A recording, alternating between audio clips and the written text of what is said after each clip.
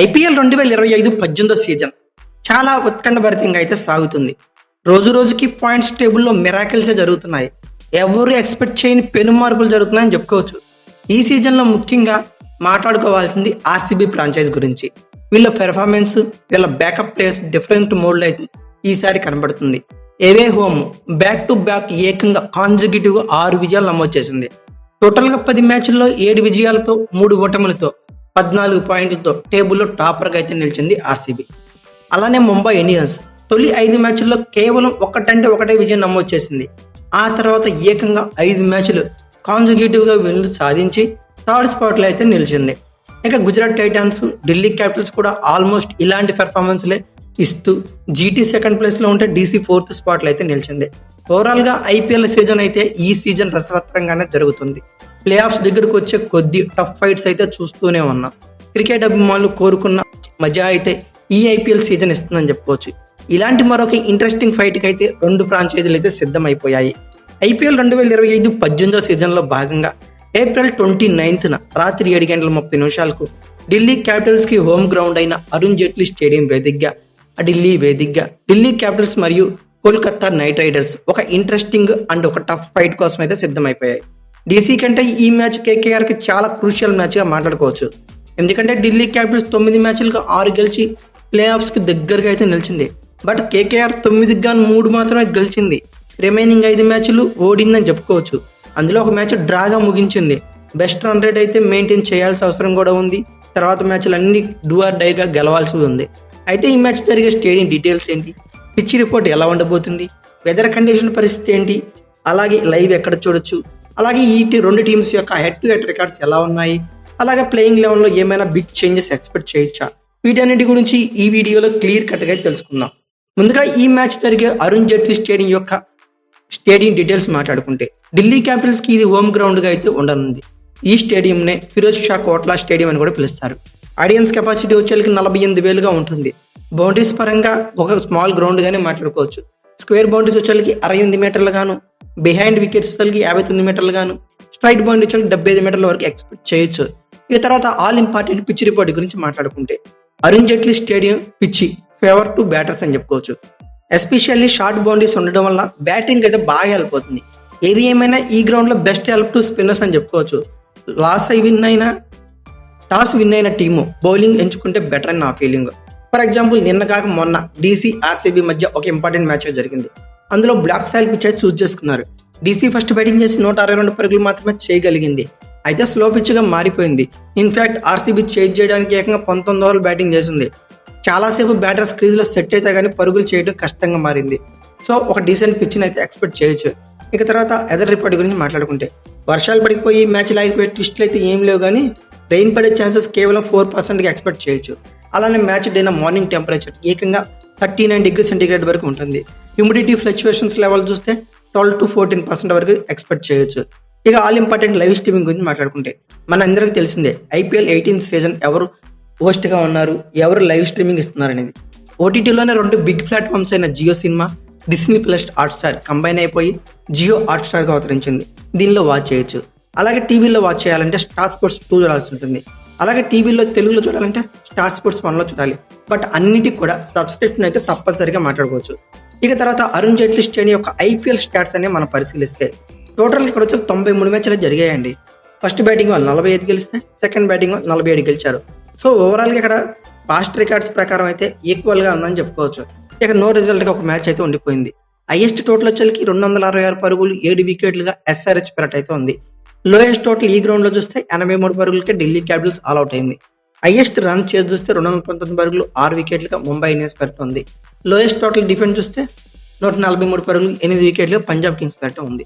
ఇక ఢిల్లీ క్యాపిటల్స్ మరియు కేకేఆర్ల మధ్య హెడ్ టు హెడ్ రికార్డ్స్ పరిశీలిస్తే టోటల్గా వీళ్ళిద్దరి మధ్య 34 మ్యాచ్లు జరిగాయండి. ఒకళ్ళ మీద ఒకళ్ళు డామినేషన్ ఏం లేదు, కానీ కొంచెం ఫ్లక్చువేషన్ అటు ఇటుగా ఉందని చెప్పుకోవచ్చు. ఢిల్లీ క్యాపిటల్స్ 15 గెలిస్తే కేకేఆర్ 18 గెలిచింది. నో రిజల్ట్గా ఒక మ్యాచ్ అయితే ఉండిపోయింది. 2024లో కేకేఆర్ డామినేషన్ కంప్లీట్గా కనపడింది. 2024లో ఈ 2 జట్లు 2 సార్లు తలపడ్డాయి. 2 సార్లు కూడా కేకేఆర్ గెలిచింది. ఇప్పుడు డీసీకి రివెంజ్ మ్యాచ్గా మాట్లాడుకోవచ్చు. ఇక ఫైనల్గా ఇరువురు టీమ్స్ యొక్క ప్లేయింగ్ లెవెన్ గురించి మాట్లాడుకుంటే ముందుగా కేకేఆర్ యొక్క ప్లేయింగ్ లెవెన్ గురించి డిస్కస్ చేస్తే రీసెంట్ మ్యాచ్ అయితే డ్రాగా ముగించుకుంది పంజాబ్ కింగ్స్తో. బట్ ఆ మ్యాచ్ గెలిచి ఉంటే చాలా చాలా బాగుండేదని చెప్పుకోవచ్చు. పైగా ప్లే ఆఫ్స్కి వెళ్ళే ఛాన్సెస్ బెటర్గా ఉండేవి. అయితే రెయిన్ పడింది, మ్యాచ్ రద్దు అయ్యింది, తలా పాయింట్ అయితే తీసుకున్నారు. మనం ప్రివ్యూ వీడియోలో చెప్పుకున్నాం కేకేఆర్ గెలుపు బాట పట్టాలంటే 2 థింగ్స్ అనేది జరగాలని. ప్లేయింగ్ 11లోకి రావమాన్ పావెల్ రావాలని చెప్పుకున్నాం. అలాగే వచ్చాడు. ఆండ్రూ రసూల్ చేత బౌలింగ్ చేయించాలనుకున్నాం. అది కూడా ఎప్పుడు 8th 9th ఓవర్లోనే వేపిస్తే మంచిది అనుకున్నాం. బట్ వీళ్ళు మాత్రం చాలా డిలే అయితే బౌలింగ్ ఇచ్చారు. సో దీనివల్ల స్కోర్స్ అయితే బాగా కొట్టేసిందని చెప్పుకోవచ్చు పంజాబ్ కింగ్స్. ఓవరాల్గా వీళ్ళిద్దరు ఇంపాక్ట్ అయితే గేమ్లో కనపడింది. వీళ్ళిద్దరిని తీసుకుంటే బాగుండేది అని అనుకున్నాను. ప్రివ్యూ వీడియోలో చెప్పుకున్నట్టు జరిగింది. అదే జరిగింది. రసూల్ బౌలింగ్కి వచ్చాక పంజాబ్ కింగ్స్ లిటరల్లీ వికెట్లు కోల్పోయింది. సో బిగ్ చేంజెస్ అయితే ఏం ఉండకపోవచ్చు. బ్యాటింగ్ యూనిట్లో రెహమాన్ గుర్బాజ్, సునీల్ నారాయణ నుండి ఫైరీ స్టార్ట్ అయితే రావాలి. ఎందుకంటే ఢిల్లీ క్యాపిటల్స్ లాంటి స్ట్రాంగ్ టీంని ఇప్పుడు ఖచ్చితంగా ఓడించాలంటే ఓపెనింగ్లో మంచి బలమైన పరుగులు రావాలని చెప్పుకోవచ్చు. సునీల్ నారాయణ బ్యాటింగ్ పరుగులు వచ్చి చాలా అయిపోయింది. గుర్బాజ్ కూడా రిజంలోకి రావాల్సిన అవసరం అయితే ఉంది. అలానే రఘువంశీ, అజింక్య రహానే డెఫినెట్లీ ఫామ్ అందుకోవాలి, పరుగులు రాబట్టాలి. ముందు వికెట్ అయితే తొందరగా లాస్ అవ్వకూడదు. అలానే KKR costliest by Venkatesh Iyer bat నుండి ఇంతవరకు బెటర్ పర్ఫార్మెన్స్ అయితే రాలేదు. ఇతని బ్యాట్ నుండి ఇప్పుడు పరుగులు రాకపోతే కేకేఆర్ ఫ్రంట్ ఫుట్లోకి వెళ్ళే ఛాన్సెస్ మాక్సిమం లేవని చెప్పుకోవచ్చు. అలానే కేకేఆర్ ఫినిషింగ్ ఎప్పుడు వేరే లెవెల్లో ఉంటుంది. బట్ ఎప్పుడు ఆడతారు, ఎప్పుడు ఫెయిల్ అవుతారు ఖచ్చితంగా చెప్పలేము. అందరూ ఆర్డియేటర్సే కాబట్టి ఇలాంటి ఇన్సిడెంట్స్ అయితే జరుగుతూ ఉంటాయి. కేకేఆర్ ఆర్డియేటర్స్కి అమ్ములు పొదలా మాట్లాడుకోవచ్చు. రింకు సింగ్, ఆండ్రూ రసూల్, ఇప్పుడే వచ్చిన రమన్దీప్ సింగ్, రోమన్ పావెల్తో చాలా స్ట్రాంగ్ ఫినిషింగ్ అయితే ఉంది. అయితే బౌలింగ్ యూనిట్లో కీ బౌలర్స్గా స్పిన్ యూనిట్ గురించే మాట్లాడుకోవాలి. ద మిస్టరీ స్పిన్నర్ వరుణ్ చక్రవర్తి, అలాగే సునీల్ నారాయణలు ఇద్దరు మంచి స్పిన్ అటాక్తో ఉండనే ఉన్నారు. అలాగే పేస్ యూనిట్లో ప్రీవియస్ మ్యాచ్లో లై తప్పారని చెప్పుకోవచ్చు. అంతకుముందు బౌలింగ్లో రాణించినప్పటికీ తర్వాత అయితే నిన్న మ్యాచ్లో లై తప్పారు. వైభవ్ అరోరా, హర్షిత్ రాణా, చేతన్ సకారియా ముగ్గురు కూడా తేలిపారని చెప్పుకోవచ్చు. పెద్ద చేంజెస్ అయితే ఉండవు కానీ ఓవరాల్గా వీళ్ళ ప్లేయింగ్ లెవెల్ ఇలాగే ఉంటుంది. Rahman Gurbaz, Sunil Narine, Ajinkya Rahane, Venkatesh Iyer, Rinku Singh, Rovman Powell, Andre Russell, Vaibhav Arora, Harshit Rana, Chetan Sakariya, Varun Chakravarthy. Impact ప్లేయర్గా ఆల్వేస్ అన్ఫ్రీష్ రఘువంశీ అని చెప్పుకోవచ్చు. ఇక తర్వాత ఫైనల్గా డీసీ ఒక ప్లేయింగ్ లెవెన్ గురించి మాట్లాడుకుంటే ప్రీవియస్ మ్యాచ్లో ఆర్సీబీ మీద ఓడి ఈ మ్యాచ్కి అయితే సిద్ధమైంది ఢిల్లీ క్యాపిటల్స్. ఓవరాల్గా 9 మ్యాచ్లు అయితే ఈ సీజన్లో ఆడింది. 6 గెలిచింది, కేవలం 3 మాత్రమే ఓడింది. ప్లే ఆఫ్ ఛాన్సెస్ అయితే మెండుగా ఉన్నాయని చెప్పుకోవచ్చు. అయితే అభిషేక్ పోరల్ బ్యాట్ నుండి మాత్రం వెల్గా స్టార్ట్ అయితే వస్తుంది. బట్ అతను లాంగ్ ఇన్నింగ్స్గా కన్వర్ట్ చేయలేకపోతున్నాడని చెప్పుకోవచ్చు. అలానే ఇంజరీ నుండి వచ్చిన పాప్ డూప్లెసిస్ కొంచెం రిధంలోకి రావడానికి టైం పట్టేలా ఉంది. అలాగే ఇన్ఫార్మ్ బ్యాటర్ అయిన కరుణ్ నయ్యర్ మార్క్ ఇన్నింగ్స్ అయితే రాలేదు. తొలి మ్యాచ్లో 89 పరుగులు చేశాక అలాంటి బెటర్ బ్యాటింగ్ లైనప్ అయితే కనపడలేదు. ఇక అలాగే KL Rahul, Axar Patel with the bat మంచి ఫామ్లో ఉన్నారు. ఎస్పెషల్లీ అక్షర్ పటేల్ ఈ సీజన్లో వికెట్లు అయితే తీయలేకపోయాడు. బట్ నిన్న మ్యాచ్లో ఒకే ఓవర్లో డబుల్ వికెట్తో సూపర్ బౌలింగ్ చేశాడు. అలాగే కేఎల్ రాహుల్ బ్యాట్ విరగదీస్తున్నాడు. ఫినిషింగ్లో ఢిల్లీ క్యాపిటల్స్ తిరుగులేని ఫినిషింగ్ అయితే ఉంది. క్రిస్టన్ స్టాప్స్, అశుతోష్ శర్మ, విప్రజ్ నిగల్తో మిరాకిల్స్ క్రియేట్ చేసే ఫినిషింగ్ అయితే ఉందని చెప్పుకోవచ్చు. అందరూ కూడా మంచి టచ్లోనే ఉన్నారు. అలానే డీసీ బౌలింగ్ యూనిట్లో బలమైందని చెప్పుకోవచ్చు.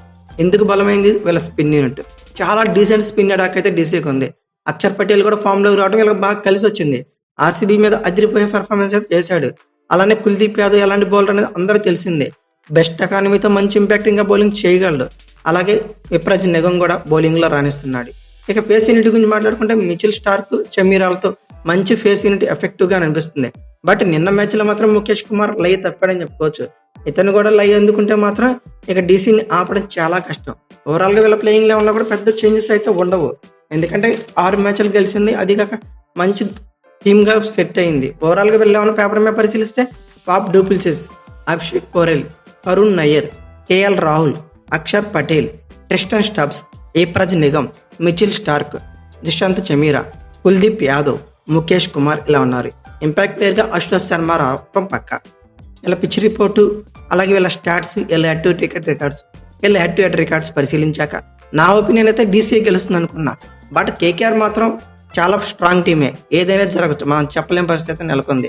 రోమన్ పావెల్, అలాగే రసూలు, అలాగే వెంకటేష్ అయ్యర్ కీ ఇన్నింగ్స్లో ఆడే ఛాన్సెస్ అయితే ఈ మ్యాచ్కి ఉన్నాయని చెప్పొచ్చు.